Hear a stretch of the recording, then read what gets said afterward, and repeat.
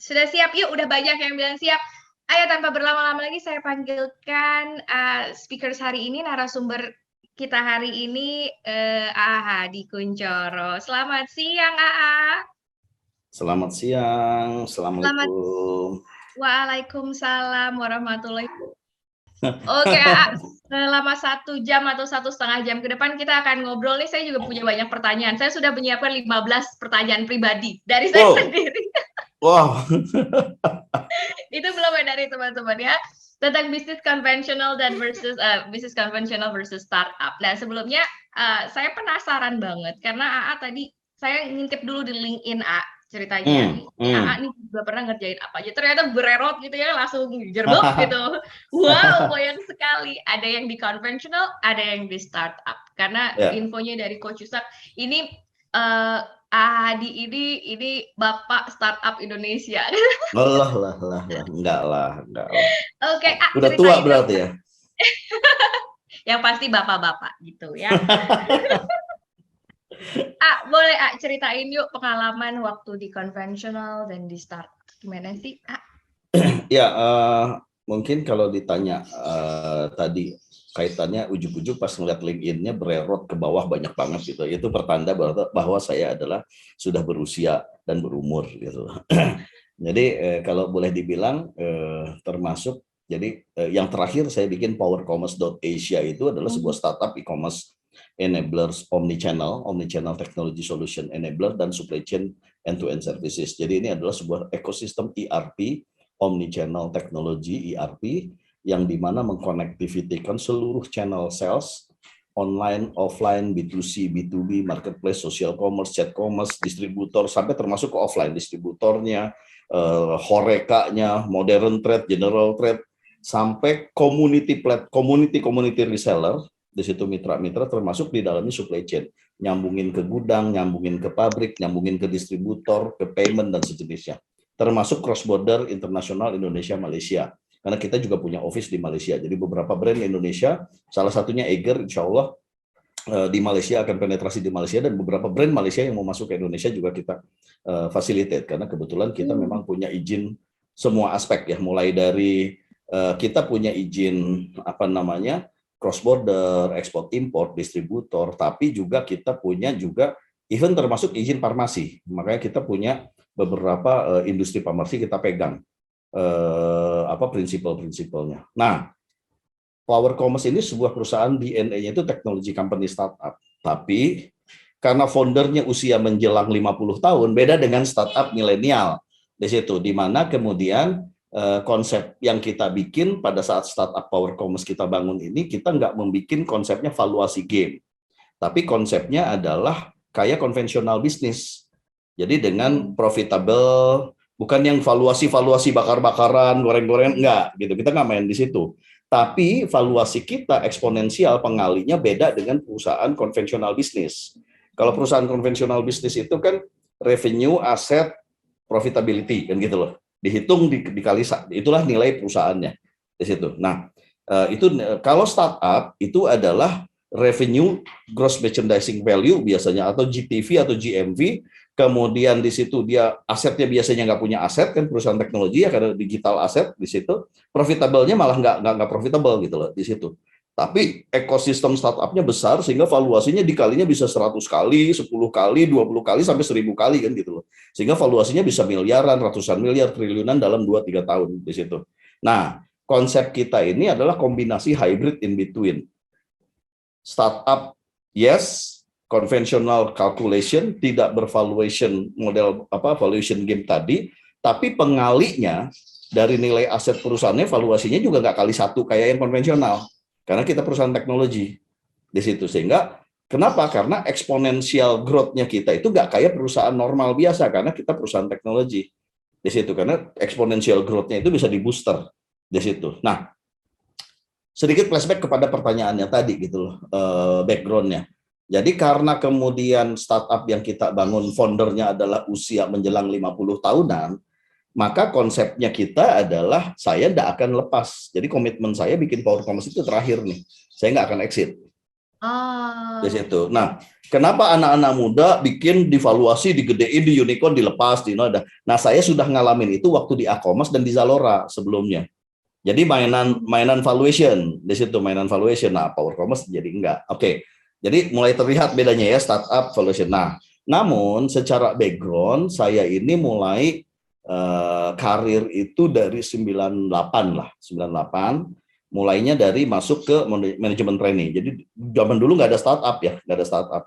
Jadi mulainya dari manajemen training, sebuah perusahaan di salah satu perusahaan tertua dan terbesar logistik Samudra Indonesia Group. Jadi saya manajemen training di sana. Kebetulan alhamdulillah anak bandel di situ. Jadi harusnya ikatan dinas 2 tahun, 3 tahun, saya 1,5 tahun langsung kabur di situ. Ya kan, akhirnya kemudian tergabung menjadi bikinlah sebuah gabunglah kemudian JNU Logistik pada saat itu di Singapura di situ. Jadi saya ke Singapura, kemudian dilala setelah di Singapura di JNU Logistik itu, kemudian JNU Logistik itu expanded ke Indonesia, mau bikin JNU Logistik Indonesia di situ. Jadi akhirnya saya balik lagi ke Indonesia, bikinlah JNU Logistik Indonesia pada saat awal tahun 2000 pada saat itu. Nah, jadi core saya itu supply chain and logistik di situ, core saya. Jadi dari pendidikan, kemudian saya ngambil MT, kemudian ngambil sertifikasi, itu selalu zaman awal-awal tahun 2000, mungkin saya satu dari segelintir manusia di Indonesia yang punya International Supply Chain Certified di Indonesia di situ. Jadi mulainya dengan supply chain and logistik bisnis. Nah, tapi enaknya pada saat kemudian bikin JNU Logistik Indonesia, karena di hire-nya di Singapura, jadi saya balik ke Indonesia, pulang kampung, tapi ekspatriat. Oh ya? Ya, jadi gajinya dolar, gitu loh. Jadi gajinya dolar, spendingnya rupiah kan gitu loh.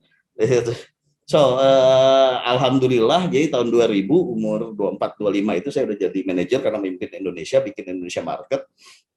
Sampai tahun 2005, akhirnya jadi GM, JNU Logistik di Indonesia.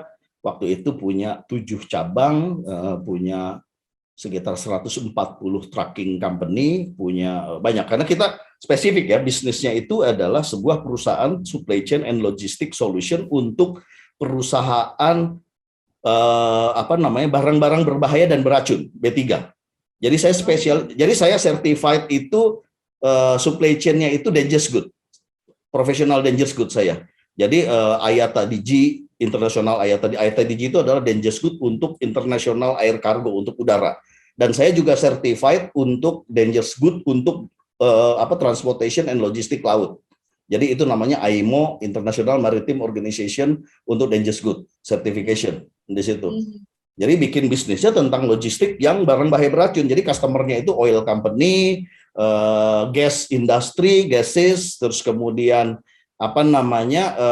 chemical industry, sama farmasi di situ. Jadi nggak ngelayani logistik kayak kurir JNE enggak. Kita benar-benar logistik yang memang solution bagaimana bikin pabrik, bikin jetty, bikin gudang, mindahin. Misalnya pernah dengar ada industri yang namanya di gas industri, ada aneka gas zaman dulu atau air liquid gas di situ. Nah itu kan kalau bikin pabrik itu towernya kan sekitar 200 meter. 150 sampai 200 meter. Nah, itu mindahin pabrik tower sebesar 100 meter lebih, itu nggak boleh diputul-putul, nggak boleh dipecah-pecah. Itu dipindah dari Semarang misalnya ke Medan, itu sepanjang 100-200 meter itu harus dipindahin dengan sekian ton, itu dipindahin dan didirikan lagi pabriknya gitu loh. Di situ. Nah, termasuk juga misalnya kliennya kita itu adalah bagaimana menangani mobilisasi dari barang-barang radioaktif di situ. Jadi kalau seandainya Batan ada tempat penyimpanan radioaktif ya di Batan dan sejenisnya, nah itu kita memanage itu semua di situ. Jadi kalau seandainya logistik yang dangerous itu kadang-kadang efeknya suka mandul gitu loh, tidak subur karena biasanya itu kena dampak radioaktif lah di situ. Atau beberapa ya barang-barang bahaya dan beracun yang bisa meledak di situ. Jadi contoh misalnya kayak gini. Ada yang namanya satu produk namanya epichlorohydrin. Epichlorohydrin itu adalah sebuah liquid yang dimana itu kalau satu tetes jarum, jadi ada gelas nih, terus dicelupin satu tetes jarum, satu jarum itu satu tetesnya jarum itu bisa membolongkan tangan. di situ. Atau kemudian dia epichlorohydrin itu adalah bahan bakunya resin. Resin aja udah bahaya kan di situ. Udah eksplosif, flammable kan resin. Nah, ini bahan bakunya di situ. Jadi kalau satu kontainer itu meledak di situ, itu radius 3 km itu hancur di situ. Nah itu yang dulu awal-awal saya bekerja itu justru nanganin hal-hal yang seperti itu di situ. Nah, cara bisnisnya enak karena kita spesialis. Jadi di pasar itu nggak ada harganya, nggak ada red cardnya. Jadi suka-suka kita aja gitu loh. Jadi contoh zaman itu satu kontainer rit harga trayek Jakarta Surabaya satu kontainer itu mungkin sekitar 4 juta rupiah. Rupiah gitu satu jalan gitu loh misalnya zaman itu. Nah, kita tuh bisa ngecas kalau dirupiahin 12 juta. Tapi dan gilanya kita ngecas itu misalnya mindahin kontainer A ke B untuk perusahaan oil company misalnya ConocoPhillips, Exxon zaman itu ya. Kita ngecasnya kayak perusahaan kapal, ngecasnya per barrel US dollar. Kayak gitu. Kenapa? Karena add value uniqueness-nya kita, keahlian kita itu nggak ada di pasar. Di situ. Jadi ketika menentukan itu ya suka-suka kita aja gitu loh, menentukannya gitu loh. Karena memang lu mau bandingin sama siapa kan gitu loh. Ya ada benchmarknya. Exactly di situ. Nah, kemudian perjalanan sampai 2005 akhirnya kemudian dilalah. Saya kan MT Samudra Indonesia kabur tuh. Iya, terus kan? Dicariin. Nah, GNU Logistik yang di Indonesia itu diakuisisi dan dibeli oleh Samudra Indonesia. Jadi saya nggak bisa balik lagi kan gitu loh. Jadi lucu kan gitu loh. Kenapa gue jadi balik lagi ke sana kan gitu loh. Ya sudahlah, akhirnya saya mengambil keputusan. Ternyata kebetulan juga enak sih zaman dulu. Karena orang supply chain yang certified di Indonesia itu cuman nggak lebih dari 10 orang. Jadi nggak lebih dari 10 orang. Ya, untuk yang dangerous good dan zaman itu ya 98, 99, 2000 itu kan cuma segelintir orang yang punya sertifikasi itu. Betul. Nah, sehingga kemudian cara kita berpindah kerja itu enak. Di situ. Jadi 6 orang yang lain saya telepon gitu, 9 orang yang lain itu saya telepon. Bro, udah 5 tahun, lu mau naik gaji nggak? Lu bosen nggak di sana? Bosen. Akhirnya kita tuker-tuker, yuk kita resign yuk gitu. Nah, kita sama-sama resign. Akhirnya kemudian kita tuker saling merekomendasikan. Dan kemudian kita naik gaji setengah 2 kali lipat. Jadi itu hanya tuker-tukeran posisi aja lah gitu. Jadi kalau mohon dimaafkan dari company saya yang lalu, HR directornya sebetulnya kita udah kong-kali-kong cuman mau naikin gaji doang kan gitu loh. Di situ. Nah, jadi caranya nah kemudian akhirnya 2005 saya pindah ke dari services logistik provider jadi services company pindah ke principal. Di situ saya gabung dengan Ades Waters. Ades Waters itu adalah joint ventures-nya Coca-Cola dan Nestle. Nah, disitulah tahun 2005 pertama kali kami membangun dan membuat brand yang namanya Nestle Pure Life. Di situ Nestle Pure Life. Jadi saya bikinin pabrik sampai kemudian membangun network distribusinya sampai sekarang Nestle Pure Life ada di Indonesia. Di situ. Nah, yang Ades brandnya itu punya Coca-Cola. Nah, disitulah kemudian saya menjadi muridnya Pak Budi Isman juga, juniornya Pak Budi Isman juga gitu loh. Nah, jadi ketemulah ini karena yang Ades Water saya pegang sales. Yang Ades yang brand Ades dengan Coca-Cola saya pegang sales.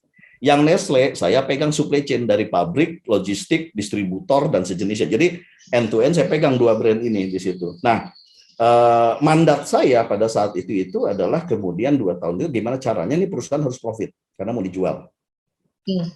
Di situ. Sehingga kemudian kita bikin program yang namanya program fashion program. 2 tahun itu akhirnya sekian ribu orang, kita cut sekian ribu orang, agar profit. Dan kita outsource, yang tadinya fixed cost menjadi kita outsource dan sejenisnya. Kenapa? Karena ini TBK company, joint ventures, sehingga kemudian kalau mau dibagusin dan dijual, maka kemudian harus portfolionya, nilai bukunya kan harus bagus valuasinya. Di situ ada pertumbuhan dan kemudian projectionnya, prospektifnya ke depan itu kan harus bagus di situ. Nah, cara termudah bikin air itu kan yang mahal itu bukan raw materialnya, bukan ini. Raw materialnya air murah banget. Yang paling mahal di dunia bikin air putih itu adalah 2 komponennya. 1 packaging, 2 adalah distribusi. Nah, karena saya pegang supply chain dan logistik, Jadi packaging dan logistik distribusi itu under saya semua. Orang-orang. Jadi semua kompleksitas, semua orang, semua kos ada di saya. Jadi dibebankanlah ke saya sehingga kemudian cara saya memulai bekerja adalah bagaimana cara membuat perusahaan ini dalam 2 tahun untung, ya sudah dengan cara kemudian saya pecatin semua. Yang tadinya fixed cost tidak produktif menjadi variable cost menjadi produktif. Jadi pemecatan massal itu part of strategy ya. Exactly. Makanya dulu saya disebut keahlian saya itu adalah outplacement expert. Okay. Bahasanya outplacement, tapi sebenarnya memecat orang. Nah, gitu. Dan itu berlanjut ya di perusahaan-perusahaan berikut saya melay-off berapa ratus orang untuk membenahi perusahaannya kan gitu di situ. Nah, dan yang paling menarik waktu di industri air ini adalah gini. Bikin air putih itu, air mineral itu adalah produk yang paling susah. Oke. Kenapa? Karena kalau bikin teh itu enak. Karena apa? Kosmetiknya nggak kelihatan. Karena ketutup. Contoh, bikin air putih itu kita harus mineralnya bagus, sumber airnya, kualitas rawnya bagus, packaging bagus. Nah, yang paling penting adalah kosmetik, visualnya. Coba bayangkan air putih, ada ganggangnya kan langsung kelihatan. Ya kan? Langsung kelihatan gitu. Ada bakterinya bisa kelihatan tuh, ada ganggang, ada bakteri. Padahal dia misalnya salah nyimpen di tempat yang panas, kejemur, itu langsung kelihatan tuh air putih. Nah, saya tanya, kalau air teh kelihatan nggak? Nggak kelihatan karena nggak kelihatan. Iya. Nggak kelihatan kan? Nah, orang Indonesia kalau air teh, air yang berwarna tadi ada manisnya, kemudian dikasih es, itu ditelan. Padahal biasa jadi itu isinya bakteri semua, ada ganggangnya dan sejenisnya. Nah, air putih kan nggak bisa, karena kelihatan di situ. Ya, nah, jadi kalau ditanya, kalau mau bisnis air itu carilah air yang berwarna dan berasa. Karena lebih mudah bikinnya gitu loh. Dibandingkan air mineral. Yang kedua, harganya itu marginnya lebih tipis air putih itu, air mineral itu. Jadi kita bukan air mineral, kita menyebutnya plain water. Plain water atau tap water. Di situ kalau di global itu tap water, air keran sebetulnya. Nah, jadi ketika kemudian coba bayangkan pada saat itu saya dikasih mandat untuk bagaimana profit kan gitu. Otomatis selain tadi memangkas cost di bawah, revenue harus naik kan gitu loh. Pada saat itu tahun 2005, saya pernah ngitung. Aqua itu dominated market leader. Oke, saya pernah ngitung. Kalau Aquanya nggak ngapa-ngapain, diem aja, nggak promo, nggak apa, udah kayak sekarang aja dia diem aja. Itu butuh 15 tahun untuk nyamai volumenya jualannya Aqua. Ya. Oke. Di situ. Apa yang dilakukan? Karena dulu cuma ada Aqua, Ades, ya kan, nggak ada air yang lain. Kalaupun ada fit, itu secondary marketnya sih Aqua. Di situ. Paling ada yang di daerah-daerah, ada RON 88, itu di daerah. Di situ. Coba bayangkan. Lo ketemu sebuah competition market, dominated market zaman itu, kemudian lu mereka gagal ngapa-ngapain, kita butuh 15 tahun untuk nyamain angkanya gitu loh. Which is yang nggak mungkin dong, Aquanya nggak ngapa-ngapain kan gitu loh. Betul. Ya kan? Nah, itu satu. Yang kedua, inilah yang saya di situ belajar tentang money talks. Money talks itu gini. Jadi pada saat akhirnya kita menciptakan sesuatu. Jadi ketika kita berkompetisi itu atau menaikkan revenue itu ada dua caranya kan. Satu, taking the market. Taking the market itu adalah mengambil pasar competition. Atau shaping the market. Shaping the market itu adalah menciptakan pasar baru. Entah itu di zona yang baru, di segmen yang baru, di produk yang baru dan sejenisnya. Cara naikin revenue itu kan cuma dua itu rumusnya.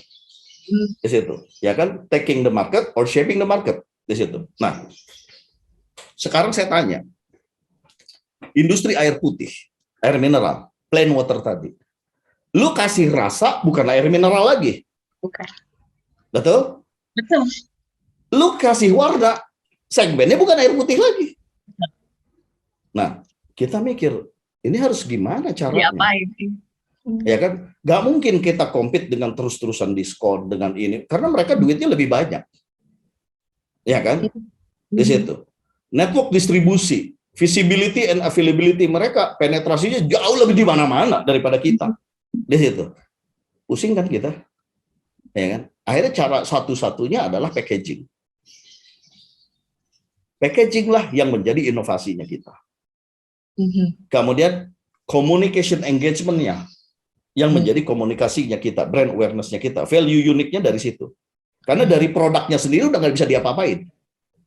Dari situ. Nah, makanya kemudian muncullah yang namanya, pernah tahu yang namanya air aqua sekarang, aqua yang 1,5 liter di wrapping kertas ditenteng. Nah, itulah dulu Nestle Pure Life yang pertama kali bikin. Kita yang bikin pertama kali. Kenapa? Karena kita pengen mencari satu segmen di mana lu nggak akan masuk karena kita inovasi ini. Nah, balik lagi ke pernyataan saya, Money Talks ini bekerja.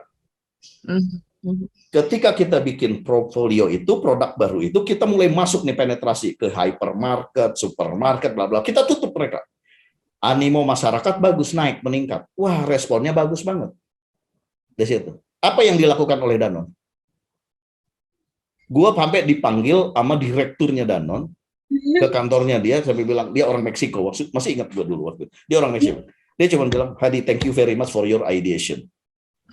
Okay, we will duplicate your idea, and then we will block you, and then we have about 50 times bigger than you about our money. Wow. Apa yang mereka lakukan? Raknya kita di hypermarket, di supermarket ditutup sama mereka. Assalam. Jadi kadang-kadang jangan GR juga kita punya ide inovasi, ketika kemudian kita berhadapan dengan kompetitor yang duitnya banyak, disikat aja sama dia, diblokir aja sama dia gitu loh. Selesai hidup kita gitu loh.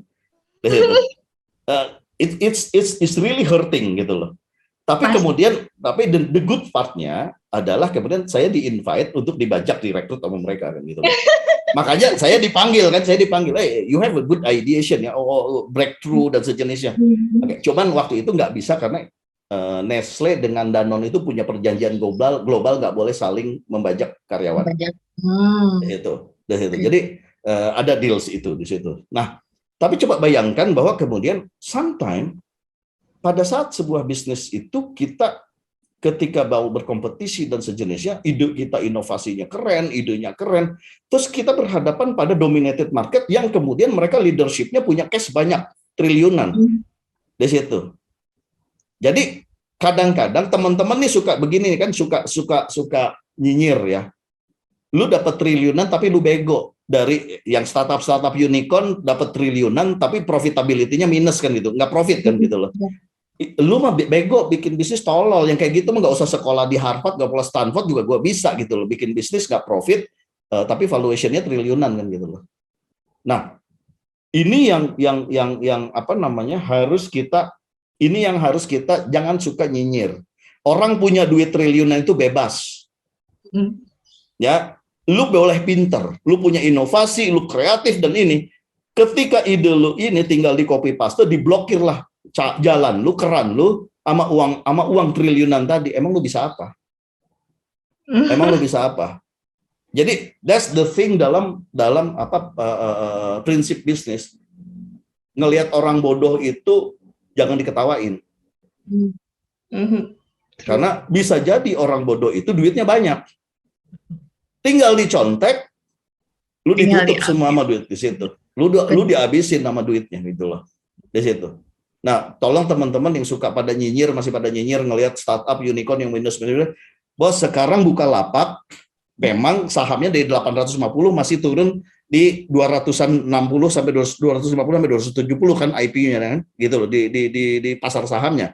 Tapi kemarin mereka sudah mulai profitability karena dengan duit 22 triliun mereka beli Alobank, beli apa yang profitable. Di situ. Jadi sometimes bisnis itu kan kalau rumusnya itu kan selalu dibicarakan, Mas Yusak selalu bilang, mau konvensional mau startup, in the end of the day adalah tentang P&L kan gitu loh. Profit and loss. Ya. Bagi orang yang punya triliunan, nggak peduli, mau yang penting profit, apakah itu didapetinnya dari profitability core bisnis ya atau tidak, itu urusan lain gitu loh. Dari situ. Nah ini yang apa namanya nih. Nah dari situ saya kemudian pindah ke Beiersdorf, Nivea Hansaplast, Nisia Hansaplast ini adalah gini. Ini saya ingin menceritakan sesuatu hal yang menjadi menarik gitu loh. Coba saya tanya begini, Hansaplast. Hansaplast itu kan band-aid, betul, plester. Betul. Tujuannya untuk apa? Mengcover luka. Obat luka. Nah, saya ditargetin suruh naikin omset 2 kali lipat dalam 2 tahun. Banyak luka di badannya. Sekarang gue tanya, berarti gue harus bikin kerusuhan dong. Paling enggak anak sekolah gue suruh tawuran lah gitu loh. Biar lukanya banyak kan gitu loh. Ngerti nggak? Iya kan? Iya kan gila gitu loh. Anjir, gila. Ini gimana caranya kan gitu loh. Oke, then we think about. Dan kita review, saya keliling Indonesia dan sejenisnya. So, kembali lagi kepada prinsipnya tadi. Ketika ingin menaikkan revenue, maka kemudian 2 caranya. Adalah taking the market sama kemudian shaping the market tadi. Oke, saya keliling Indonesia. Saya punya data, saya keliling Indonesia. Di situ. Saya menemukan sebuah fenomena ketika keliling Indonesia itu, dan dari data itu, kok aneh. Kenapa ketika di perkebunan teh, di Puncak, Salatiga, Brastagi, pokoknya yang ada perkebunan teh, penjualan Hansaplast itu selalu tidak juara, tidak market leader di daerah. Padahal Hansaplast waktu itu sampai sekarang market leader kan. Tapi di daerah tersebut tidak market leader. Saya penasaran, kenapa ya? Kok bisa gitu loh. Akhirnya apa? Justru yang menang adalah Tensoplast. Masih ingat nggak zaman dulu ada Tensoplast yang harganya murah. Yang menang mereka di daerah itu. Dari situ. Kita bingung kenapa ya? Dari situ. Tahu nggak kenapa? Karena orang pakai band-aid itu, plester itu di daerah Puncak, dan jadi perkebunan itu adalah bukan untuk luka, tapi untuk melindungi jarinya biar tidak luka. Jadi nggak perlu untuk yang mahal. Oke, tahu nggak dari situ akhirnya Pak? Yang kedua, saya melihat data, kok di Bali kita kalah ya Hansaplast, sama si Tensoplast tadi yang harga murah tadi. Di situ, kok bisa ya? Kalau lu pikiran kan semua orang kalau di Bali kan bule-bule para turis kena karang, luka dan sejenis, harusnya band-aid Hansaplast yang berkualitas tinggi dong, yang laku dong. Kenapa kita nggak laku kan gitu loh? Padahal availability-nya kita bagus, visibility-nya kita bagus, penetrasinya kita bagus semua. Di situ. Kenapa? Tahu nggak kenapa? Setelah saya turun ke lapangan baru tahu. Ternyata yang Tensoplast tadi dipakai untuk melindungi taji ayam buat adu ayam. Nggak perlu yang bagus, bener Pak. Nggak perlu yang bagus di situ. Nah, the learning point setelah itu saya belajar. Oke, berarti kalau kita mau turunkan kualitasnya kita, nggak bisa. Karena mesinnya kita secara investasi itu return of investment untuk menciptakan kualitas yang band-aid yang kayak Tensoplast itu akan panjang banget, nggak akan masuk, nggak visible. Akhirnya tidak mau caranya gimana? Untuk nambahi tadi market agar revenue naik, berarti kan segmennya ditambahin kan ke yang murah. Tapi karena mesin investasinya tidak cocok untuk harga yang itu, maka caranya gimana? Kita beli Tensoplastnya. Oh, begitu ceritanya. Kita beli Tensoplastnya. Karena agar segmennya, dan dia tidak mengganggu. Dari situ. Muncul salon pas apa yang lain-lain, kampret kan gitu lah. Itulah pasar kan gitu loh. Ya kan? Oke, nah itu satu. Yang kedua, kan nggak bisa nutupin untuk 2 tahun naik 2 kali lipat. Ya. Hanya dengan menambahi segmen tadi kan gitu loh. Berarti saya harus berpikir lagi, ini mau bikin apa ya? Oke, dan akhirnya kita kepikiran bahwa sebenarnya idenya simpel, idenya. Ingat saya nggak tahu, kok zaman kita, lu sama gue nggak tahu lah umurnya beda berapa ya gitu loh. Oke, nah, tahun 90-an, 80-an, 90-an zaman gue SMP, SMA atau SD, SMP, SMA kan gitu loh. Kalau zaman dulu itu kan ngetren, kalau seandainya pakai seragam itu di Hansaplasin, terus ditandatanganin ada namanya kan keren tuh seragamnya kita. Gitu ya? Ya kan udah tasnya ini dan sejenis zaman dulu. Nah, iya. Kalau di tas ya benar. Ya, di tas, di seragam, di ini ya kan, gitu kan keren kan gitu loh. Ada keren kan di situ. Sebetulnya idenya pada saat itu saya flashback kepada loh, Hansaplast itu bukan hanya tentang obat luka. Ini bisa jadi lifestyle juga gitu, trended. Cuman ya janganlah yang Hansaplast yang mahal kan gitu loh. Itu akan merusak brand juga kan gitu dan sejenisnya. Akhirnya apa? Muncullah Hansaplast yang kategorinya Disney karakter. Nah, Nah, benar, kartun. benar, Nah, itu benar. di zaman kita. I see. Iya, iya. Akhirnya apa? Kita bikinlah itu sebagai Hansaplast untuk mainan, segmen mainan anak-anak. Lifestyle. Jadi bukan lagi tentang hanya luka, tapi jadi mainan. Karena saya termasuk yang beli tepak-tepak coba buat tempel-tempel di mana-mana aja. Benar, benar AA. Benar. Nah, begitulah kemudian cara kemudian kita bereksplorasi dan sejenisnya. Kemudian kalau yang Nivea-nya 30 tahun pada saat saya join dengan Mbak Besdov, 30 tahun punya pabrik di Malang kok cuma 30 miliar, sudah 30 tahun umurnya di Indonesia. Produk Jerman, brand Jerman, Nivea kan terkenal kan gitu. Kok omsetnya cuma 30 miliar setahun. 300 miliar setahun. Di situ. Buat saya 30 tahun 300 miliar dan punya pabrik itu kekecilan. Ya, betul. Nah, apa yang kita lakukan? Oh, ternyata kita review. Dia tadinya pakai nasional distributor. Kita rombak, kita pecat nasional distributornya, kita rubah jadi multi distributor. Dalam 12 bulan langsung double penetration and sales. Karena kita langsung ke sell in ke 41 distributor di daerah. Di situ. So that's the way of the strategic di situ. Nah, habis itu masuk ke Oriflame di situ. Lama bikin project, waktu di Nestle bikin project di Barcelona, waktu di Bestop saya di Hamburg bikin project Nivea pada saat itu beberapa bulan saya di Hamburg. Terus kemudian karena gak jadi direktur gitu loh, saya marah kan gitu loh. Gue nggak jadi direktur nih, gue udah bantu banyak banget gitu loh. Gue report sama CEO, tapi gue nggak jadi direktur kan, gue kesel kan gitu loh.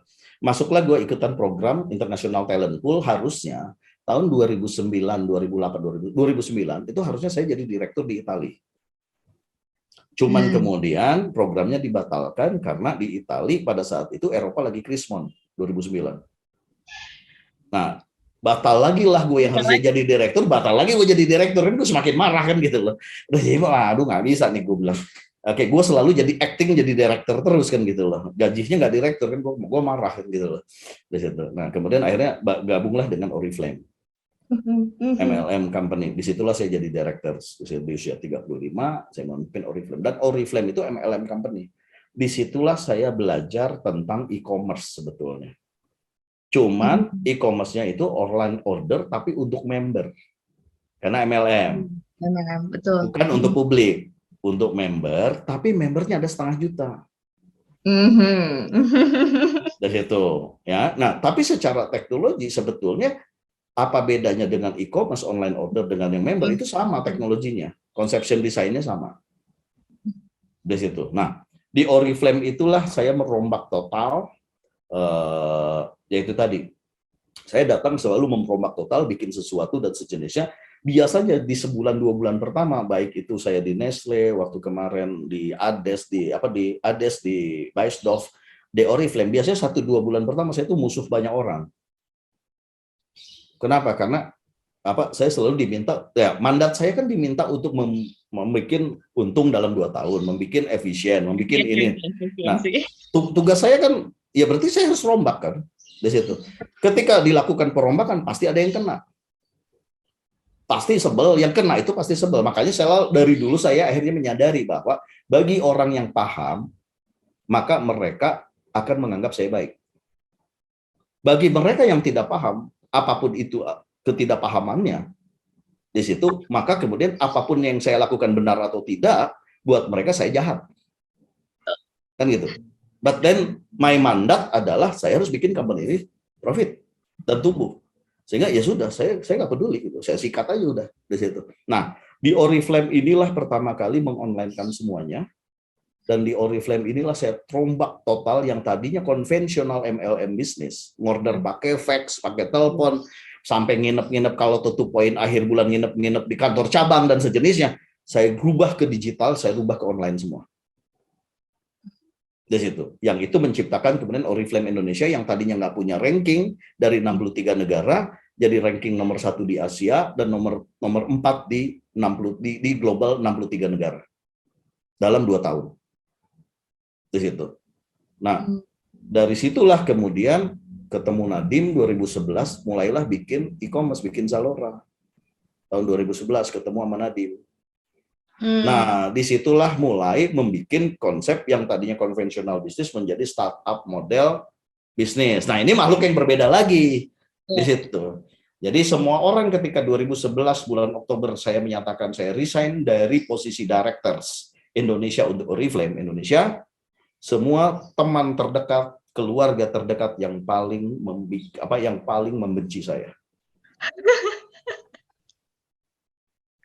Apalagi ketika diceritain, lu resign, lu keluar mau ngapain? Mau bikin startup, bikin e-commerce yang zaman 2011 nggak ada yang tahu e-commerce itu apa. Oke? Di situ. Orang yang terdekat lah yang marah sama gue. Di situ. Lu gila ya. Udah dapat jabatan, udah posisi, fasilitas, semua udah saya. Lu mau kemudian meninggalkan begitu saja untuk sebuah perusahaan, bukan perusahaan. Karena perusahaannya belum ada waktu itu. Jadi dengan sebuah konsep bisnis, semua orang nggak tahu itu apa e-commerce. Betul. Di situ. But then I believe. Setelah belajar 2009 di Oriflame itulah bahwa tahun 2009 ingat ya, mulai ada BlackBerry, internet mulai oke, plus kemudian Facebook sudah mulai naik daun pada saat itu. Nah, disitulah saya menganalisa, pulang dari US, saya diskusi bla bla bla bla bla bla bla, ketemu Nadim, kita ngobrol. Gua believe Indonesia e-commerce will be the future business model for Indonesia. And I believe that. Dan kemudian gue datang sama Nadim, ketemu, ngobrol di Hotel Dharma Wangsa siang-siang, terus gue tanya, Dim, kantornya udah jadi belum? Belum, Mas. PT-nya? Belum, Mas. Anjing, gue bilang, setan lu, gue udah resign, kampret lu, gue bilang. Oke, Nadim umur 24, 25. Lah gue udah punya 2 anak waktu itu, 39 kan gitu loh. Bangke, ini gue bilang, wah ini harus jadi nih gitu loh. Oke. Akhirnya hari pertama saya sama Nadim itu adalah mencari rumah. Dapatlah di Tirtayasa, itulah kantor pertamanya Zalora dan Lazada. Jadi kita bikin Zalora dulu, baru kita 3 bulan berikutnya kita bikin Lazada. Di situ. Nah, dari situ baru kita home pimpah. Siapa yang mau ke Zalora, siapa yang mau ke Lazada gitu loh. Intinya begitu. Ya home pimpah. Jadi itu sampai ada insiden di rumah. Itu benar-benar bikin di rumah tuh. Di rumah kita bikin itu. Yang kalau ditanya sistemnya apa waktu itu nggak ada. Semua pakai Excel, semua pakai Google Doc, dan pernah dalam durasi 3 bulan pertama kita mau fundraising investment, itu data di Google Doc itu hilang, di-delete, ada yang di-delete. Astaga. Gitu. Jadi membangun zaman itu tuh benar di generasi pertamanya roket internet, Zalora Lazada roket internet. Makanya kalau di Google itu muncul tuh mafia Zalora tuh muncul siapa aja tuh, Nadim, Kevin Alwi, saya dan sejenis. Itu adalah generasi pertama. Di situ. Nah, kita membuat benar-benar sebuah modeling yang berbeda. Oke, apa yang kita lakukan pada saat itu?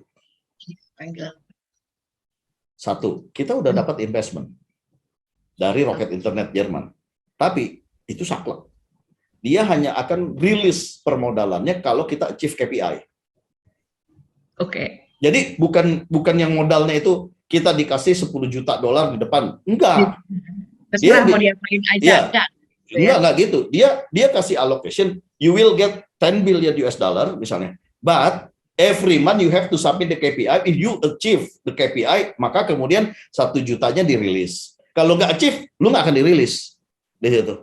Dan you have to think. Bahkan si gilanya founder inkubatornya itu yang dari Jerman, roket internetnya itu kan si Brothers, itu terkenal banget zaman dulu. Itu di Rusia itu sampai ditutup one to another day. Di situ. It's very simple, dia datang, ternyata nggak ready, perusahaannya dan sejenisnya nggak siap. Ketika dia kunjungi ke Rusia, dia cuma simple bahwa kemudian, hey guys, I give you a trust to you, I give my money back, but when I come and visit you, you are doing nothing, and then tomorrow you have to leave the company. Then I will close the company. Wow. One to another. Itu. Exactly. Di situ. Jadi generasi pertama itu pada saat bikin startup terutama di digital ekonomi, di digital ekosistem e-commerce, itu nggak seseksi kayak sekarang ceritanya. Di situ.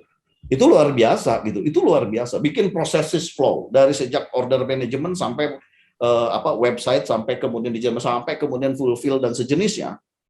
Itu 4 meter bikin flow-nya di dinding. Bertiga, saya masih ingat berempat waktu itu, satu CEO dari Jerman, pokoknya yang tiga, satu Portugal, satu Jerman, satunya ini. Kita berempat, 2 hari 2 malam kita bikin di dinding sebuah proses flow, saking panjangnya 3-4 meter itu di dinding. Pas mau presentasi hari keempat, kita lupa itu prosesnya saking panjang itu dari mana mulainya. Dari mana mulai? Jadi akhirnya kita ngulang lagi gitu. Wah, itu luar biasa gitu loh, mengerikan pada saat bikinnya itu. Nah, yang menjadi menarik adalah seperti ini, bahwa kita coba lihat, ketika pertama kali Zalora dan Lazada diluncurkan, terutama Zalora dan Lazada diluncurkan, isunya itu kan kita mengangkat value proposition-nya itu kan bukan sebagai perusahaan internet atau teknologi company. Kalau boleh ingat di 2011, awal 2012, value proposition yang kita tawarkan ke masyarakat adalah value proposition dari logistic operation. Satu, ongkir gratis. Dua, COD. Kemudian yang ketiga adalah garansi return. 7 hari atau 14 hari. Kenapa? Karena awal isunya adalah trust. Orang nggak tahu e-commerce itu bisnis model apa, siapa Zalora. Kok ada dekat orang mau naruh bayar dulu, terus kemudian barangnya belum datang, emang siapa lu gitu loh. Di situ, siapa lu gitu loh. Di situ. Dan isu pertamanya trust, maka pertama kali kita membangun value proposition itu bukan dari sebuah perusahaan teknologi. Tapi isu trust itu di-eliminate dengan value proposition yang di-offer bahwa lu belanja di Zalora itu dan di Lazada itu adalah belanja aman dan nyaman. Jadi lu boleh pegang, lu lihat dulu barangnya, lu pegang-pegang dulu, baru bayar COD. Nah, makanya tahun 2012 saya dapat Record Business Award, saya menciptakan COD di Indonesia. Di situ. Oh, gitu. Ya, cuman enaknya di perusahaan startup. Nih, saya ceritain, enaknya di perusahaan startup. Startup itu kan konsepnya, modelnya kan experimenting. Ya kan?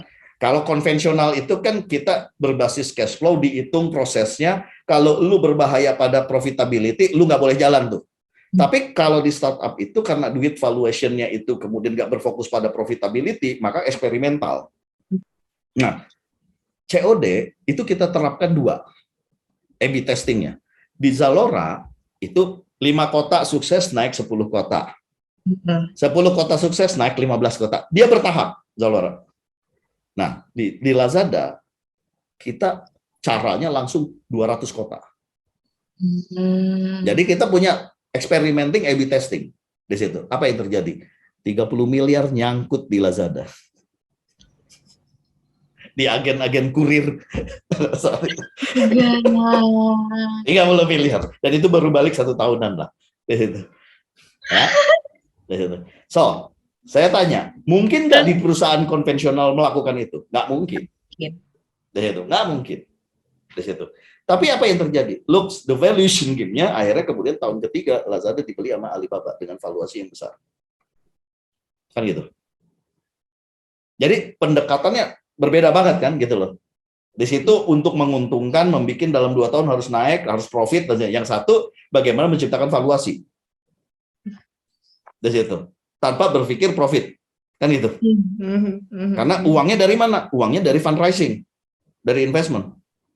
Kan gitu. Tapi sebetulnya, yuk kita lihat. Bagaimana kan kita juga nggak goblok. Apakah kemudian duit investor kita habis-habiskan terus? Enggak juga. Kita juga harus punya revenue stream yang punya margin-margin yang ini. Makanya kita punya ekosistem. Cuman seringkali masyarakat nggak sadar. Contoh misalnya kayak gini. Zalora dari sejak zaman dulu itu bikin white label fashion. Brand-brandnya tapi tidak dinamai Zalora. Yang orang nggak sadar. Nah, white label itu, maklonan itu kan marginnya gede. Nah, itulah cara kita membalance antara revenue dengan balancing yang tadinya valuation game, yang bakar-bakarannya tadi, tapi ada satu segmen atau unit bisnis yang kita bikin memang profitable. Di situ. Caranya Pak dikombinasi, tapi gimana caranya orang tidak sadar. Lu sebetulnya beli white label produknya kita. Kita di mana? Maklonin tuh di Bandung, di Cina bikin fashion. Tapi kalau pernah dengar yang namanya Nautica, bukan Nautica, ratusan brand lah kita ciptain. Tapi sebenarnya nggak sadar itu sebenarnya brandnya Zalora gitu loh. Menarik. Nah, jadi kita juga berpikir nggak yang kemudian, wah gila duit investor dihabiskan. Enggak, kita juga berpikir mencari bagaimana revenue stream yang menjadi balance di situ. Nah, that's the combination di situ. Tapi apa? The sectionless part-nya adalah experimenting tadi. As a startup company, kita punya investment risk yang lebih besar. Kenapa? Dengan eksperimen tadi, lu nggak perlu mikir profit. Lu cobain aja, gitu loh. Nah, dari situ kemudian exit, Zalora keluar, sempat gabung, bikin Sakina.com. Sakina.com itu one of the startup untuk family Muslim, tapi gagal karena gagalnya adalah investor fundraising pada saat itu. Jadi jam 9 harusnya tanda tangan uang masuk dari salah satu investor, jam 8 dipanggil, sebelum jam 9 kemudian dibatalkan semuanya, jadi kita kehilangan $1 juta, sementara nafas kita udah habis di situ. Dan yang lebih menyakitkan buat kita, 3 bulan berikutnya Sakina.com diduplikasi, muncullah brand baru plek sama Sakina.com yang dibikin oleh investor tersebut di situ. Jadi yang jahat itu bukan cuma founder aja gitu loh, investor juga banyak yang jahat gitu. Nah ini hati-hati lah gitu loh. Bukan hanya di startup, tapi di konvensional juga banyak yang model-model kayak gitu loh, dan sejenisnya. Nah akhirnya kemudian bikinlah e-commerce. E-commerce itu e-commerce pionirnya, e-commerce enabler di Indonesia. Karena waktu itu saya berpikir beberapa teman-teman ex Zalora juga akhirnya kita gabung, kita bikin bahwa eranya investasi itu nyari founder-founder pada bikin e-commerce, ya kan? Investmentnya datang. Semua rata-rata pengen bikin e-commerce, tapi gue tahu lu pada nggak bisa lu bikin e-commerce. Nah, saya keluar ke belakang. Lu pada dapat duit investor kan, lu nggak bisa bikin e-commerce kan, lu pengen bikin e-commerce, nah sini duitnya, gue yang bikinin. Jadi gue nampungin duitnya mereka. Muncullah mataharimall.com, muncullah cande.com, muncullah Orami yang dulu adalah berevolusi, salesstock.com, ini sampai yang brand-brand Eiger, Adidas itu semua muncul dan terlahirlah dari e-commerce. Di situ. So why kenapa e-commerce waktu itu valuasinya naik tapi kita profitable? Karena ekosistemnya, contoh misalnya, ekosistemnya banyak, logistik kan profitable. Delivery kan profitable. Digital marketing kan profitable. Tapi yang lain-lainnya teknologi ini ya memang agak ini. Nah, sehingga in the end of the day ekosistem satu ekosistem e-commerce itu profitable sebenarnya. Tapi karena perusahaan teknologi maka valuation-nya, story-nya jadi besar di situ karena sesuatu hal yang baru. Namun dulu di e-commerce itu semua investor, saya minority kan, co-founder yang minority kan gitu. Pada akhirnya setelah seri C kan, gue nggak ada suaranya kan gitu loh.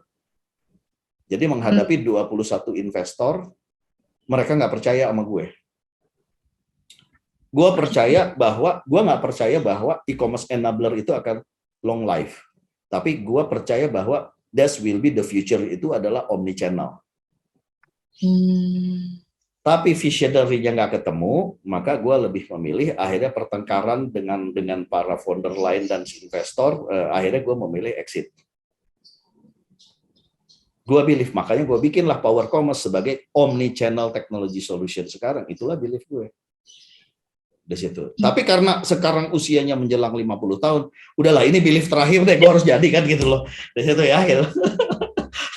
Nggak boleh nggak jadi lagi kan gitu loh.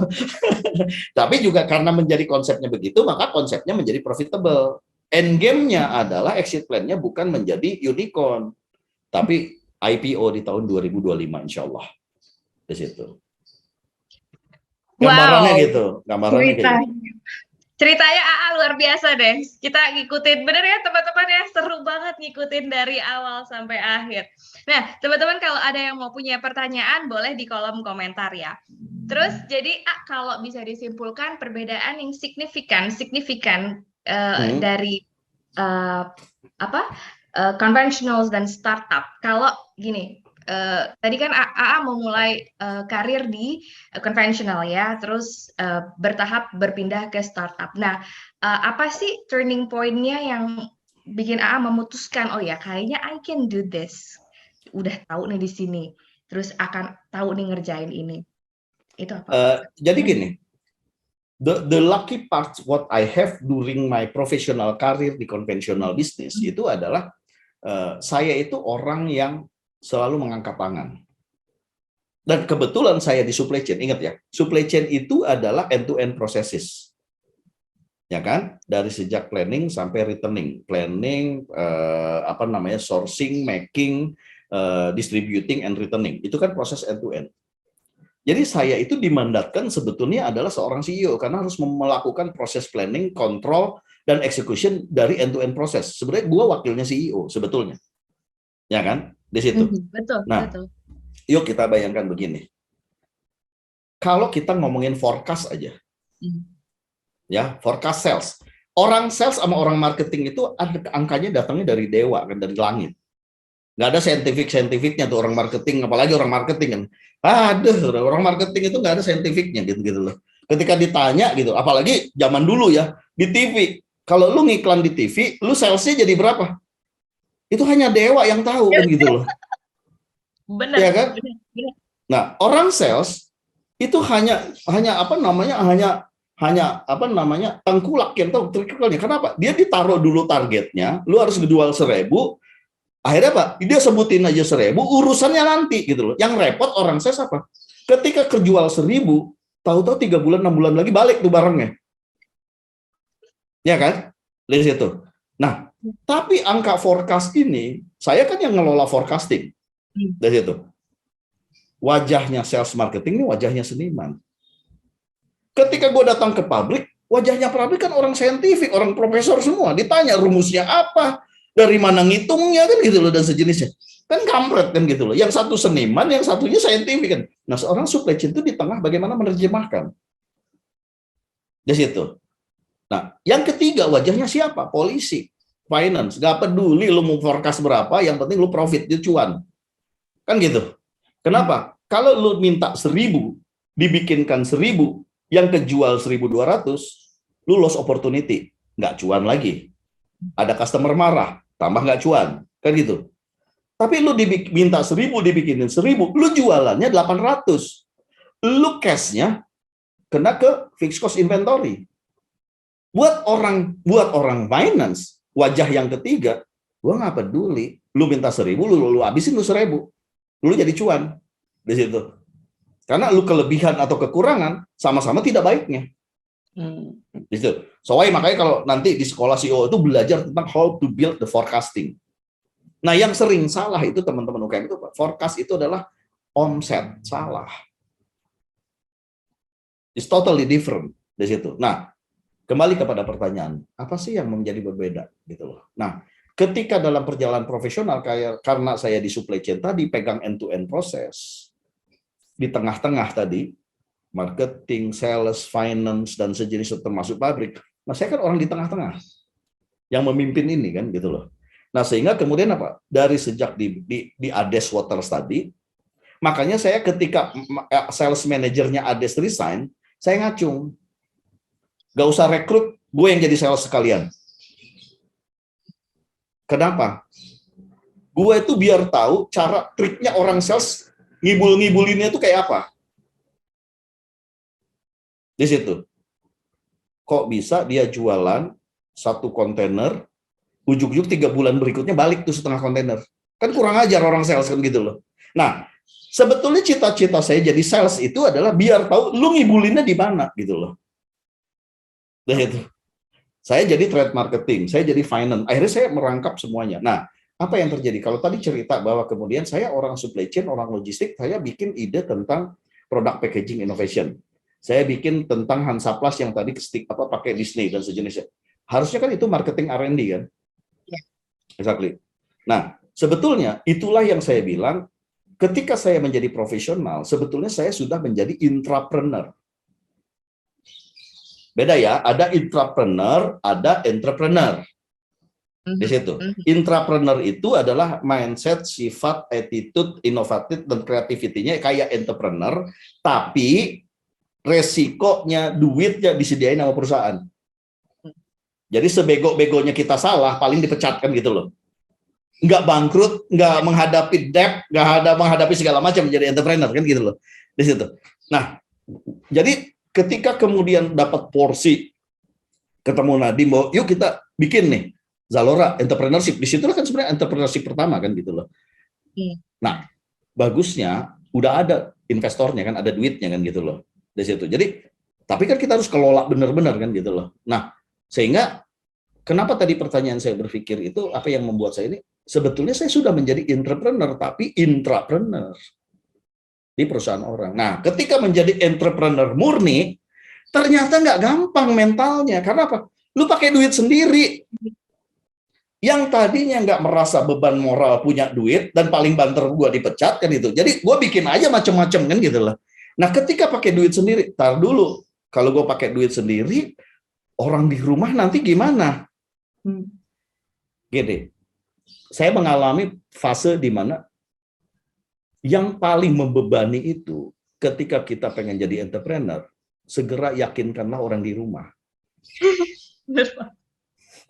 Ya, karena apa? Kitanya itu nanti ketika lagi ketika kita lagi berikhtiar dulu dari awal nih berjuang, kan kita harus mengadjust lifestyle-nya kita. Yang paling bahaya itu kan lifestyle gitu. Menurunkan lifestyle itu yang mengerikan kan gitu loh. Kita sebagai entrepreneur gampang, kita yang jalanin. Istri dan anak kita belum tentu mau loh. Istri dan anak kita yang belum mau. Nah, you have to make sure itu dulu gitu loh. Ya kan? Nah, mentalitas itu, resiko itu yang nggak ada di kelas. Gimana ngajarinnya? Jadi kalau ditanya, oh pengalamannya 25 tahun, separuh tahunnya di profesional, menciptakan Biasdog luar biasa gede, Oriflame luar biasa gede. Ketika kita nyemplung jadi entrepreneur sendiri, belum tentu bisa. Belum tentu bisa. Yes, metode, tata cara kita belajar experience. Oke, tapi mindset dan mental karena risiko dan uang sendiri. Itu decision making-nya mengerikan loh. Mikirnya 2 kali lipat, 3 kali lipat, bahkan 100 kali lipat tuh, empot-empotannya gitu, anjrit gitu. Ini kalau saya kayak gitu, Dep, kalau ngutang kayak gini, bisa kena nih, ntar rumah gua, aset gua ini, nah, di situ. Atau paling gila adalah paling gampang ini, bicara ke anak, nah, ayah lagi berjuang, tolong yang biasa nanti tiap tahun liburan ke luar negeri, ya kan, tolong yang branded, jangan dibeliin. Kayak gitu. Bisa nggak ngomongnya gitu? Bisa nggak gitu ngomongnya gitu? Itu aja dulu yang paling gampang. Jadi benar gitu loh. Bukan masalah kemudian tentang ada duit atau tidak. How to ensure their adaptability to the life changes, lifestyle changes, itu yang bahaya. Itu yang nggak ada ilmunya gitu loh. Karena apa? Misalnya anak kita sudah dididik di sekolahannya adalah dengan ini, pakai supir, pakai ini. Ujuk-ujuk kita harus merintis dari nol di situ, nggak dapat fasilitas supir dari kantor, misalnya kayak gitu, memulai dengan sendiri. Pertanyaan gue, siap nggak itu? Yang kedua, contoh misalnya gini, dulu waktu di Oriflame dan saya udah jadi direktur, saya kenal ini. Ketika kemudian saya bikin perusahaan kan gitu, services misalnya, saya punya selain Zalora, saya juga punya perusahaan services yang lain, tapi nggak pernah disebut di profile saya. Saya punya beberapa perusahaan yang UKM dan sejenisnya. Nah, saya contohnya, salah satunya adalah perusahaan services company. Tapi servicesnya itu low level. Jadi kalaupun ketemu bukan dengan owner atau bukan dengan direktur. Ketemunya paling banter dengan supervisor. Tapi duitnya profit. Company ini profitable. Nah, sebetulnya bisnis ini kan ketika saya jadi entrepreneur, siap nggak mental kita? Kita kan harus melalui struktur kan. Gue jualan servicesnya, gue kenal direkturnya, tapi kan gue harus ketemu supervisornya. Siap nggak ketika gue seorang Hadi Kuncoro sebelumnya direktur, gue ketemu yang biasanya sekretaris yang menyiapkan ini, gue akhirnya sekarang menjual kepada supervisor level. Yang dilalah, gilanya, gue kenal sama direkturnya. Tapi ini kan harus ngikutin peraturan, prosedurnya kan gitu loh. Gue harus ketemu sama dia. Karena account-nya dia yang pegang, dia yang tanggung jawab prosesnya. Emang gue bisa datang kemudian gue kenal sama bos lu, udah lu selesai, nggak bisa kayak gitu. Nah, mental itu aja bisa nggak kita merubah itu? Nah, So why makanya the most struggling part ketika merubah menjadi entrepreneur adalah mindset dan mentality bagaimana melayani. Yang tadinya di posisi profesional jadi direksi kan dilayani. Merubah menjadi melayani itu yang paling berat. Itu yang paling berat. Kalau benar-benar memulai dari awal kita bisnis jadi entrepreneurs. But somehow kenapa saya mengambil keputusan untuk berpindah? Karena menjadi profesional itu bisa kaya, yes, bisa kaya, sangat kaya dulu. Tapi menjadi ada batasnya. Di situ. Menjadi entrepreneur bisa kaya, tapi juga bisa miskin mendadak gitu loh. It's pilihan buat kita. Jadi jangan mendikotomi, oh pengusaha menjadi pebisnis lebih baik daripada profesional. Enggak, saya enggak pernah menyatakan itu. Karena saya pernah mengalami dua-duanya. Ketika menjadi profesional, saya pernah menjadi sangat terkaya. Banyak dengan fasilitas, dengan segala macam, kaya, harta ini, gaji yang luar biasa, bonus dan sejenisnya, luar biasa di situ. Tapi saya menjadi seorang entrepreneur, pernah menjadi menjadi seorang yang termiskin dalam life cycle saya. Karena I have to start with, gitu loh. Nah, pilihan-pilihan itu punya konsekuensi. Siap nggak mental dan mindsetnya kita? Sebenarnya itu yang paling susah diajarin. Karena nggak ada di kelas. Nggak ada di buku. Yang ada di kelas itu adalah hard skill, soft skill yang dalam konteks ilmu metode. Iya, betul, Pak. Betul. Oke. Nih, kita mau jawab pertanyaan nih dari partisipan. Boleh ya, A ya? Enggak. Om Haka, jenis perusahaan apa sih yang paling bisa bertahan? Perusahaan digital di masa depan? Gitu. Gimana Raja komen? Dari Raja komen. Jadi perusahaan apa yang paling bisa bertahan kira-kira di masa depan? Apakah itu digital atau apakah digital is the thing? Jadi Raja komen ini Om Tonton ini sahabat saya. Dia adalah seorang dokter. Dokter di bidang bisnis dan bisnisnya banyak banget. Dan ini sahabat saya satu SMA dan satu angkatan dan satu kelas lah ya gitu. Dan dulu saya pernah berjuang bersama-sama sama beliau juga. Oke. Pertanyaannya, I know he know the answers di situ. Tapi pertanyaannya mewakili yang lain. Saya akan jawab begini. Biar pertama adalah gini. Apapun perusahaan dan bisnis kita ke depan, maka kemudian berusahalah untuk membangun berbasis perusahaannya itu berbasis digital platform based company. Oke, apa maksudnya? Anda boleh jualan warung kopi, Anda boleh jualan tempe goreng, boleh. Tapi Anda harus berbasis platform digital platform company. Artinya apa? Ketika Anda kemudian ada yang jualan tempenya adalah lagi ngetrennya lewat TikTok, maka Anda harus punya kemampuan agility, jualan tempenya itu nyambung ke channelnya TikTok. Di situ. Jadi platform digital, platform base itu adalah kayak kalau listrik itu kayak colokan.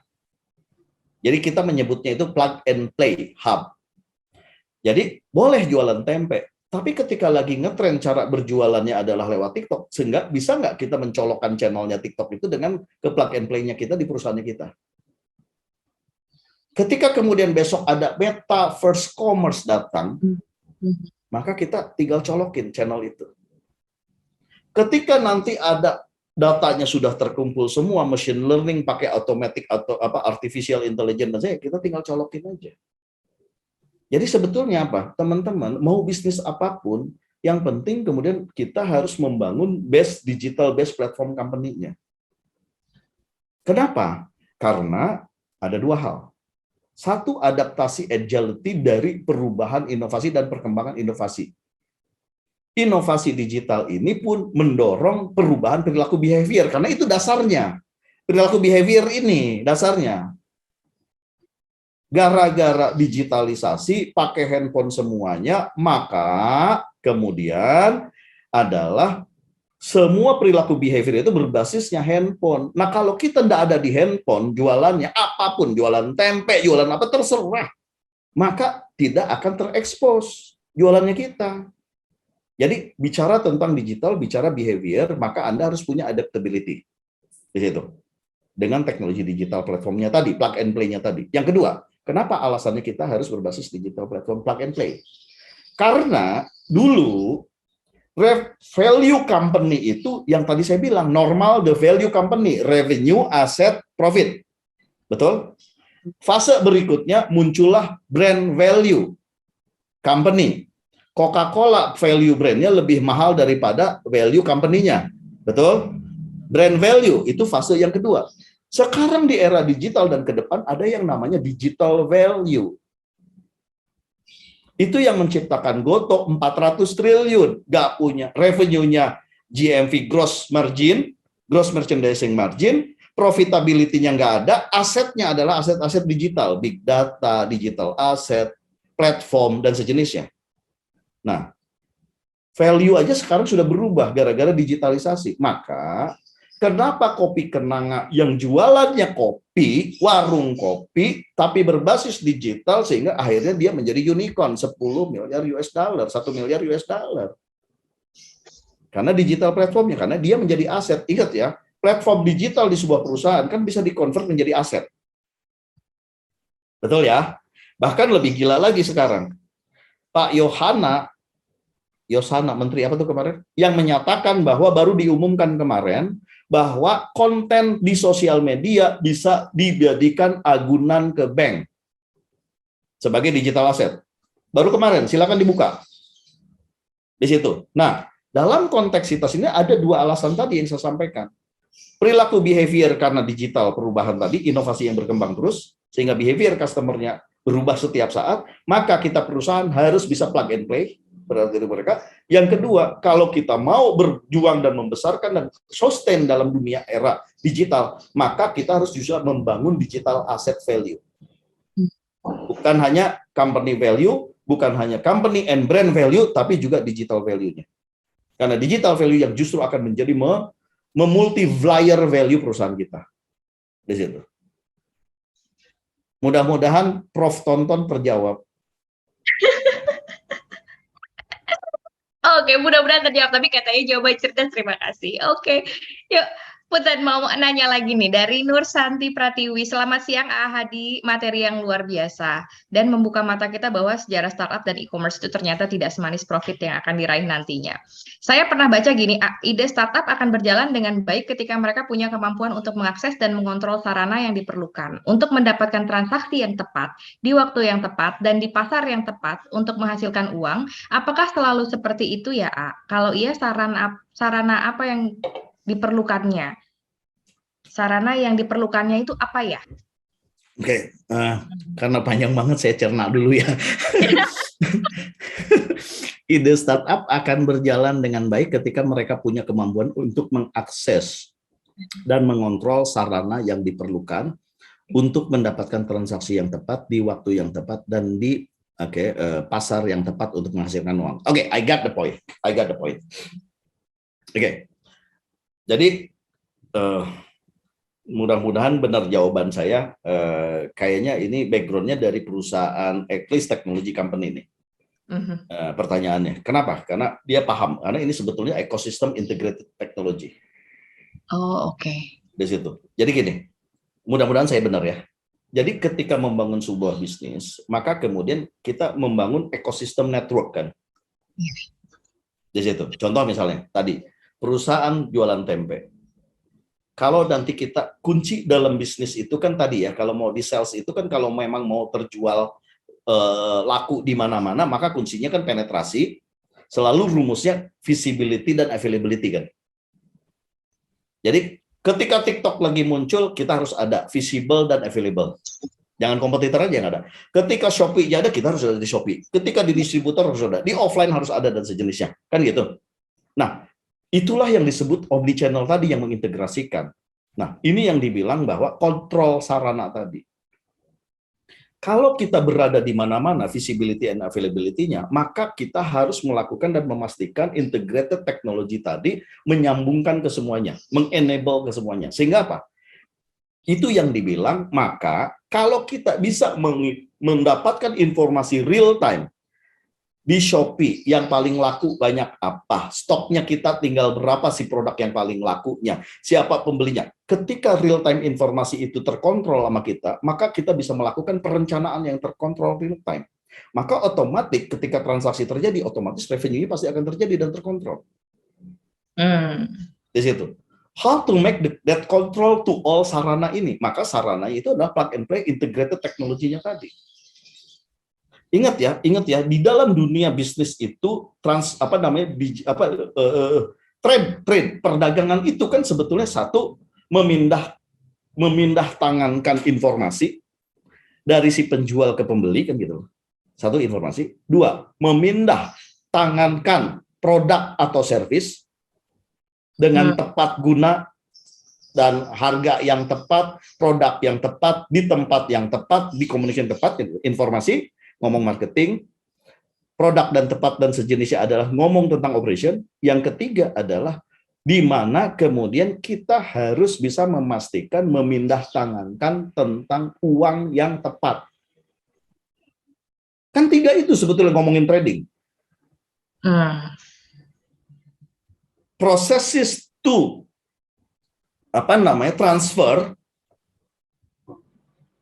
dari penjual ke pembeli, baik itu tentang informasi, brand persepsi, marketing dan sejenisnya, baik itu tentang operation yang itu tentang memindahkan produknya sendiri, logistiknya harus benar, tepat produknya dan sejenisnya. Yang ketiga adalah at the end of the day menghasilkan uangnya kan, memindahkan uangnya kan.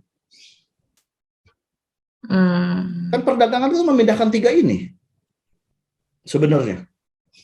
Nah, bagaimana cara mengontrol pasaran semua channel-channel tadi? Maka teknologi digital. Jadi kalau ditanya kembali ke pertanyaannya Mbak Nur Santi tadi adalah ketika ada pertanyaan ide startup akan berjalan dengan baik, bukan hanya startup, termasuk konvensional bisnis. Kalau kita bisa mengontrol, mengakses dan mengontrol sarana yang terkoneksi, baik sales channel, payment channel, marketing channel, supply chain channel, logistik channel, delivery channel dalam integrasi sebuah sistem bisa terperencana, terakses, terkontrol dan tereksekusi dengan baik, maka itulah the real business yang sustain. Di situ. Dan bukan hanya startup ya, bukan hanya startup loh ya, gitu. Konvensional bisnis pun akan menjadi seperti itu. Jadi ini applied in both conventional sama startup ya, Yes. Mbak Nur Santi ya. Semoga itu menjawab ya Mbak ya. Oke, next kita sudah jam 2.23 soalnya ya. Dari Umar Ahmad, salam dan selamat siang Pak Hadi. Izin bertanya dua hal. Pertama, faktor terbesar apa yang bisa membuat investor yakin dengan bisnis proposal founder? Oke. Yang kedua, Bapak tadi info bahwa investor yang cheat dengan membatalkan fund mendadak berdasarkan pengalaman Bapak, kira-kira ada tips supaya hal tersebut bisa dihindari. Oke. Jadi bagaimana sih meyakinkan nomor satu dan gimana menghindari yang cheat tadi? Oke. Ketika kita mencari investment, itu kan sebenarnya keyword strategiknya itu adalah storytelling. Kita menjual story kok. Bahwa kemudian nanti akan diaudit di due diligence, financial update-nya seperti apa, dan itu kan metode untuk memvalidasi kan gitulah. Itu metodenya sama, cara ngitung saham, perhitungan valuasi saham itu sama semua bukunya, rumusnya sama. Mau konvensional, mau startup itu sama rumusnya. Ya kan, mulai dari DCF, discounted value, macam-macam kan rumusnya kan. Tapi rumusnya mau dia kuliahnya di UI kemudian di kuliahnya di antah berantah atau kuliahnya di fakultas ekonominya di Harvard, rumus valuation itu sama bukunya. But what makes different adalah story. Di situ. Nah, so why berangkat dari pengalaman saya itu biasanya ada 4 hal besar kalau kita mau mau kemudian convincing investor. Pertama, investor itu akan ngelihat foundernya siapa. Itu dulu. Sekarang saya tanya logik. Tadi Mas Umar punya duit 1 miliar. Jangan 1 miliar deh. Punya duit 1 miliar ya, oke gitu loh. Ujuk-ujuk ada orang datang ngasih proposal Mas Umar, nggak kenal, minta 500.000, minta 500 juta. Lu mau ngasih apa enggak? Lu nggak kenal loh. Dan lu nggak ada referralnya, nggak ada sponsornya.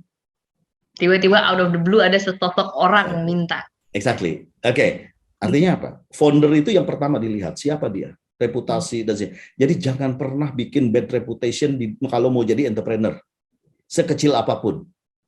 integritas, positivity, komitmen, kejujuran, itu talk each other di kalangan investor. Founder penting. Yang kedua, tentang founder. Kita butuh, kalaupun tidak kenal, kita butuh sponsor. Kita butuh orang yang mereferalkan kita. Itu penting. So why rumus yang kedua itulah cari orang dalam. Di situ. Bos, Anthony Salim mau ngasih sama lu. Siapa lu kalau nggak ada sponsornya? Ya kan? Apalagi lu minta duitnya 10 juta dolar. Emang lu siapa gitu loh. Nah, sometimes bukan masalah ide kita hebat. Banyak startup, banyak perusahaan yang sebenarnya nggak bagus-bagus banget, tapi kemudian dapat investasi sekian juta dolar.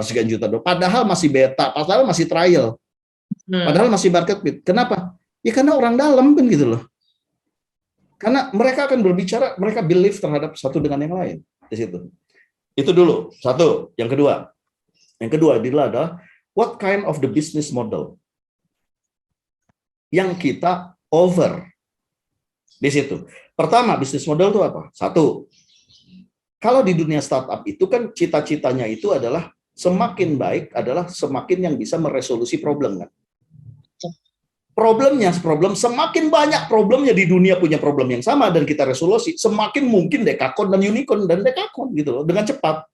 Karena problemnya masif banget gitu. Jadi, carilah problem yang terbanyak di situ dan kemudian mulailah dirumuskan dalam storytellingnya. Ini loh yang akan dirumuskan. Problem search findersnya ini, finding problemnya ini, solution yang akan kita bangun seperti ini. And perspektifnya karena dunia punya problem yang sama, maka kemungkinan solusinya kita, bisnis kita itu meresolusi problem seluruh dunia. Maka perspektif ke depannya bicara tentang perspektif kan gitu loh, bisnis itu. Bukan historis saja. Historis itu cuma memvalidasi track record-nya benar enggak. Tapi yang dibeli adalah perspektif. Di situ. Nah, dua ya gitu loh. Modelnya bisnisnya seperti apa. Nah, yang ketiga adalah kemudian ekosistem platformnya itu seperti apa.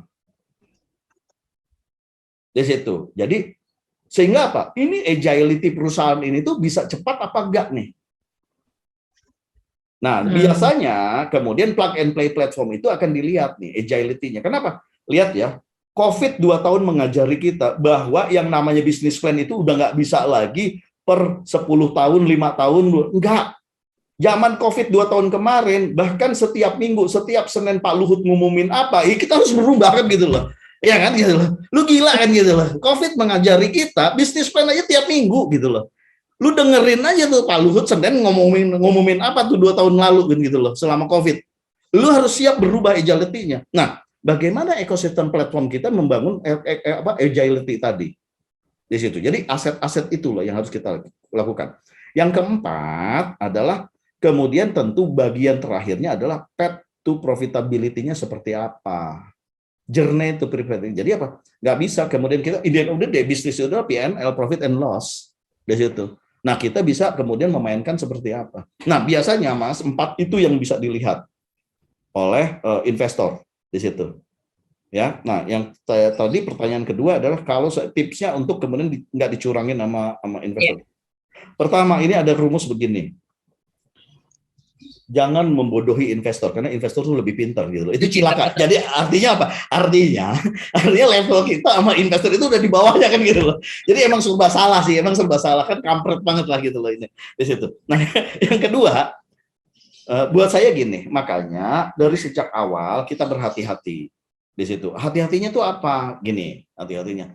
Kalau kita memang tidak betul nyaman chemistry-nya belum ini, maka kemudian selalu lindungi kita dengan dokumen-dokumen hukum. NDA, agreement, non-disclosure agreement, kita harus tanamkan, atau bahkan LOI, tanamkan. Jadi ketika terjadi permasalahan-permasalahan yang tidak dinamis tadi, kita ada landasan hukumnya. Dan yang ketiga, gunakan hati kecil. Kalau lu nggak merasa nyaman, jangan lu buka. Sampai pada titik menentukan lu serius sama gue. Gua term sheet udah ditanda tangan. Ini kasusnya yang kemarin yang tadi saya cerita $1 juta. Term sheet tanda tangan, semua udah ditanda tangan. Lu bayangin aja, semua udah ditandatangan. Ini tinggal nunggu sejam berikutnya kita dipanggil itu duit masuk. Itu aja dibatalin. Pokoknya intinya gini, sebelum duit ada di rekening kita dan terlihat, jangan pernah dianggap bahwa investasi itu udah sukses, udah deal. Enggak. Sampai duitnya masuk ke rekening kita tuh. Ya. Kenapa? Apapun masih bisa terjadi ya. Oh Apapun iya. masih bisa terjadi. Ya. Betul. Ya. Ya. Apa yang saya belajar dari situ?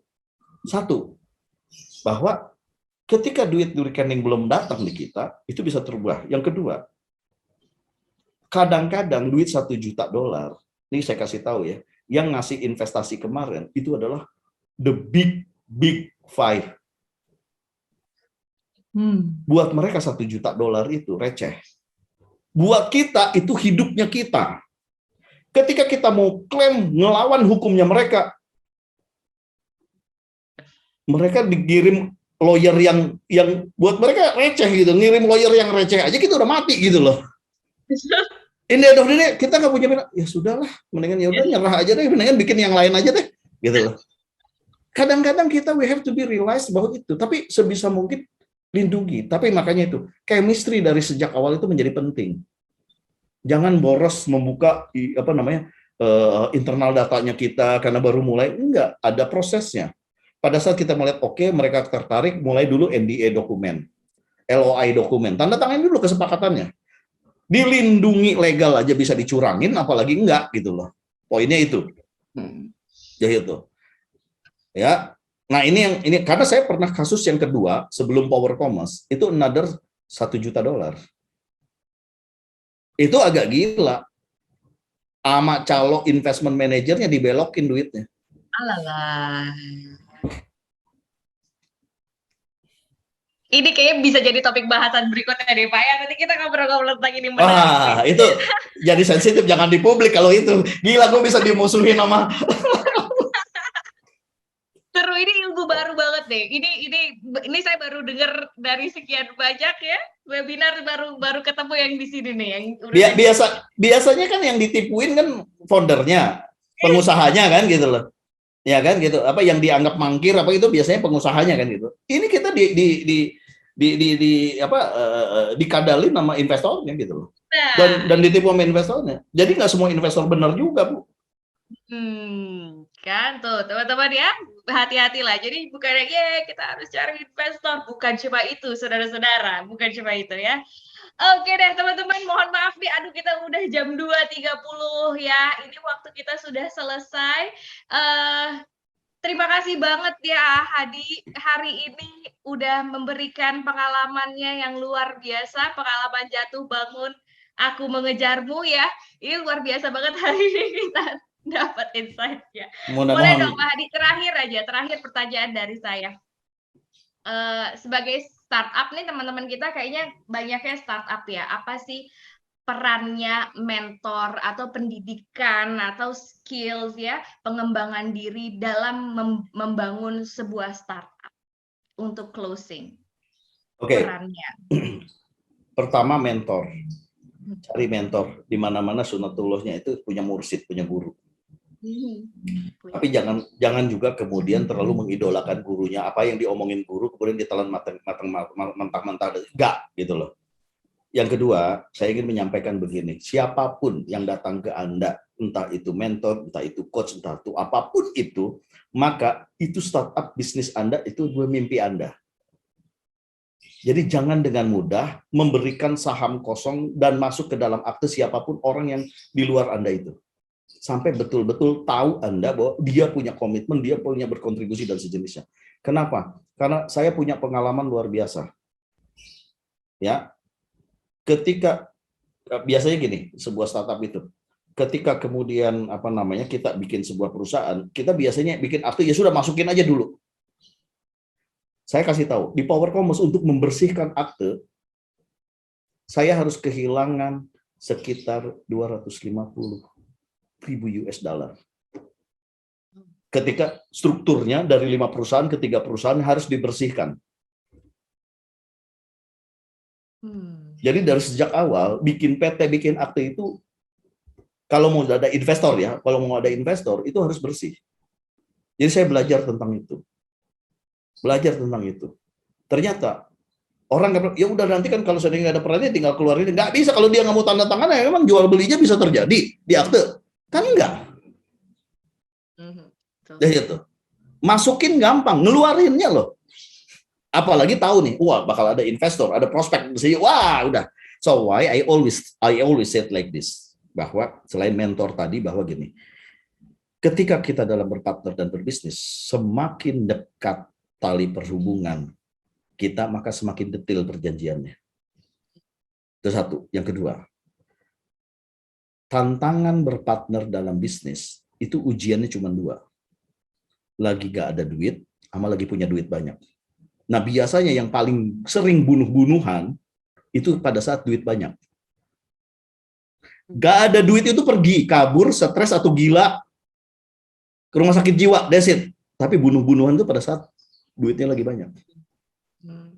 Jadi orang sering salah bahwa kemudian ujian terberat itu lagi nggak punya duit. Enggak, ujian terberat itu justru lebih banyak duitnya dalam urusan partnership di situ.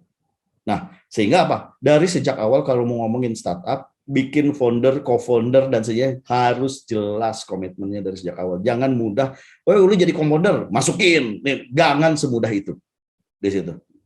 Itu.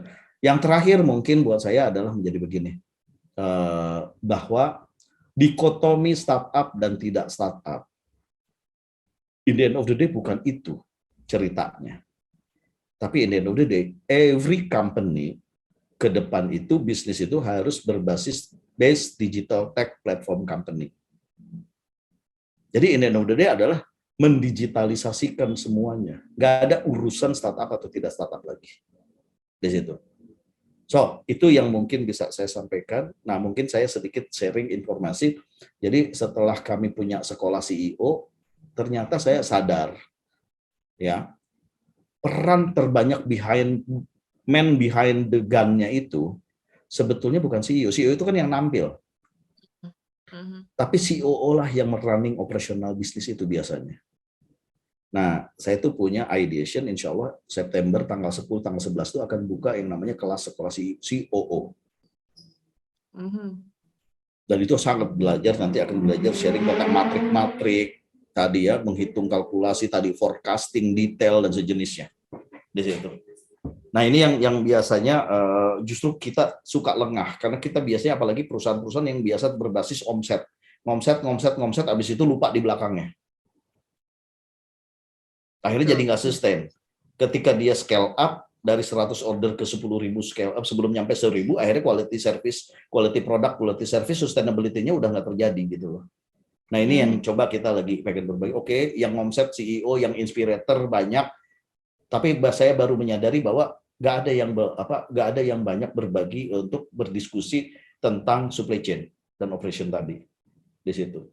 Padahal ya setelah COO, padahal contoh misalnya kayak gini, CEO yang berbasis COO dengan CEO yang berbasis marketing, CEO yang berbasis CFO itu beda-beda. Contoh misalnya Apple setelah diambil sama Tim Cook basisnya COO. Produk innovation-nya nggak terlalu banyak, tapi profitability-nya meningkat 10 kali lipat, 6 sampai 10 kali lipat dalam 6 tahun terakhir. Nah, that's the style of the COO di situ. Nah, itu yang mungkin September tanggal 10 sampai 11 September, 2 hari di situ. Itu nanti cara daftarnya kemana nanti? Nanti ada mungkin ada di Ads ya, ini dan sejenisnya. Nanti nanti ada di Ads-nya atau teman-teman follow Hadi Kunchoro ya. Ya, untuk tahu info lanjut tentang kelas COO ini penting banget ya teman-teman ya. Nah, terus kita bilang terima kasih dulu yuk. Terima kasih Hadi. Waktu kita sudah benar-benar habis. Terima kasih waktunya. Jangan bosan-bosan, nanti saya invite lagi boleh ya. Nanti kita ngobrol-ngobrol lagi. Amin, insya Allah. Tadi belum siap. Kita. Dia sensitif. Lu ngasih tema sama gue yang sensitif ya. Nggak sesensitif itu sebenarnya, tapi keluar juga ya gitu yang sensitif. Ya, terima kasih banyak. Saya Feby dari Ilmu Keuangan mengucapkan terima kasih untuk teman-teman yang sudah pantengin dari awal sampai akhir. Terima kasih untuk pembicara kita yang luar biasa yang ngomongin hal yang seharusnya gak diomongin malam ini. Jadi semoga apa yang diberikan hari ini memberikan insight yang penting untuk teman-teman semua aplikasikan di bisnis teman-teman semuanya. Terima kasih banyak. Undur diri, mau ingetin nanti sebentar lagi SFM tanggal 27 dan 28 Agustus ya, itu di Bandung, kepoin ilmu keuangan. Harus ikut tuh, basic entrepreneur itu finance, baca financial report itu paling basic. Tuh teman-teman, menurut Ahadi tuh basic banget. Jadi jangan lupa pastikan teman-teman daftar dan masih ada promo gratis free e-course nilai 1,2 juta rupiah. Nah kan, kalau daftar sekarang sampai hari Minggu bisa dapetin itu. Dan terima kasih lagi. Ya, terima kasih lagi untuk Ahadi dan semoga teman-teman harinya, weekendnya menyenangkan sampai kita kerja lagi di hari Senin kemudian ya. Terima kasih, saya Feby undur diri. Terima kasih AA. Terima kasih. Kita bisa bertemu lagi di lain kesempatan ya. Wassalamualaikum warahmatullahi wabarakatuh. Waalaikumsalam warahmatullahi wabarakatuh. Mohon maaf jika ada salah-salah.